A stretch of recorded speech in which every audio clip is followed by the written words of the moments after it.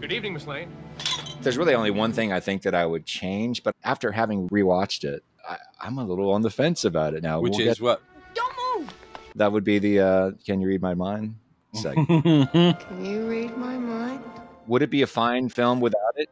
Yes. Yeah. And it wouldn't be too hard to cut it. Just take the spoken dialogue out. Even with that, if you took that entire chunk out, the flying sequence, I mean, it's a major moment in the film. It's very romantic. But even as a kid, I always felt, even regardless of the voiceover, it's a little long.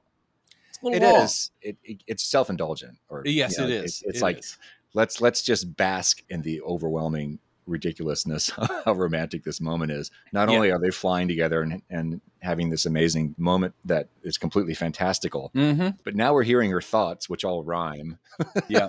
Can you picture the things I'm thinking of? And having not really watched that scene all the way through in a long time, because I usually skip it. God, it hit me for the first time, really. That was like, oh, because, and a lot of it I think has to do with my overarching love for the film, because we talked about our top 5 recently, and I wasn't really sure what number 1 was. I think it's this movie because of my own sentimental feelings.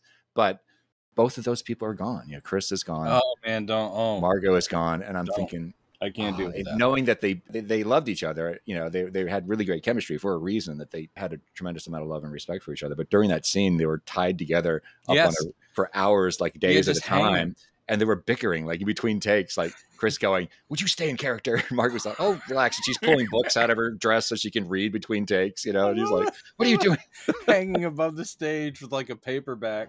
You look at me, quivering like a little girl. Talk about knowing that something has its heart in the right place. I don't think it works. It's a lovely theme. Again, John Williams knocks all of this shit out of the park. Oh, God. Yeah. And they would have had her sing it if Margot Kidder could have sung. So they were trying to get something on the charts. What the fuck? Yeah, so I always fast forward. Can you read my mind? Yeah, right. Because the visuals are still great. It's like if I fast forward, I'm just looking at them flying. It's gorgeous. I'm like, the effects have dated, but that still looks great. Yeah. I'm down for them flying around forever without hearing her going, "Can you read my mind? Do you know all the shit I'm thinking of? Look at me trembling like a little girl." Which, by the way, I have recited the lyrics on public transportation here in Portland. And I get a lot of looks. Interesting. Maybe I should do that as a TikTok or something. This weird old man sitting on a bus going, "Can you read my mind? Do you know all the things I'm thinking of?"